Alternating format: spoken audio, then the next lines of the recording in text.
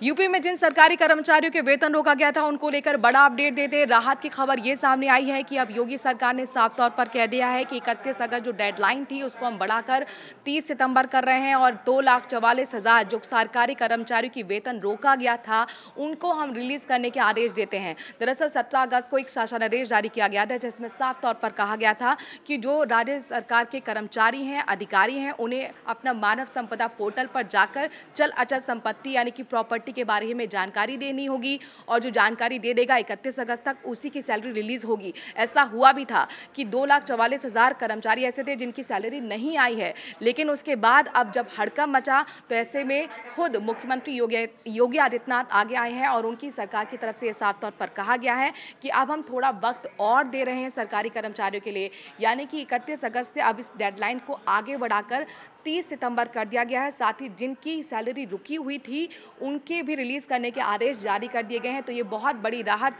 की खबर तमाम सरकारी कर्मचारी और अधिकारियों के लिए होगी, लेकिन ये तय है कि आप सभी को, अगर आप सरकारी विभाग से संबंधित हैं तो आपको पोर्टल पर जाकर, मानव संपदा पोर्टल पर जाकर चल और अचल संपत्ति के बारे में जानकारी देनी होगी। अब तक आपको बता दें कि 71% सरकारी कर्मचारी और अधिकारियों की तरफ से ही चल अचल संपत्ति के बारे में जानकारी दी गई है, यानी कि 39% अभी भी ऐसे सरकारी कर्मचारी हैं, अधिकारी हैं जिनकी तरफ से इस बारे में जानकारी नहीं दी है और उन्हीं के लिए राहत की खबर है। साथ खास तौर पर डीजीपी मुख्यालय की तरफ से भी संबंधित विभाग को पत्र लिखा गया था ये कहते हुए कि जो गृह विभाग से संबंधित कर्मचारी हैं उनके लिए थोड़ी आप राहत दीजिए, क्योंकि वो त्योहार के मौसम में और पुलिस भर्ती के कामों में लगे हुए थे। हालांकि अब इस गुहार को सुन लिया गया है और ये फैसला सरकार की तरफ से लिया गया है कि 31 अगस्त से बढ़ाकर डेडलाइन को 30 सितंबर कर दिया है। अब तक जो जानकारी मिली है उसमें अपने दर्शकों को बता दें कि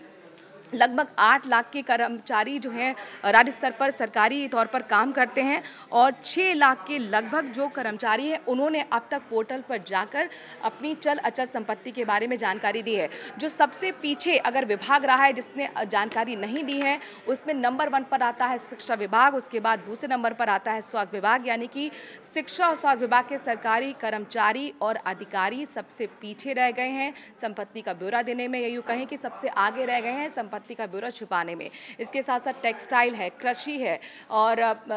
युवा क्षेत्र से जुड़े हुए, खेल क्षेत्र से जुड़े हुए जो सरकारी अधिकारी हैं, कर्मचारी हैं, उन्होंने बहुत सजगता दिखाई है, उत्सुकता दिखाई है पोर्टल पर अपनी चल अचल संपत्ति के बारे में जानकारी देने में।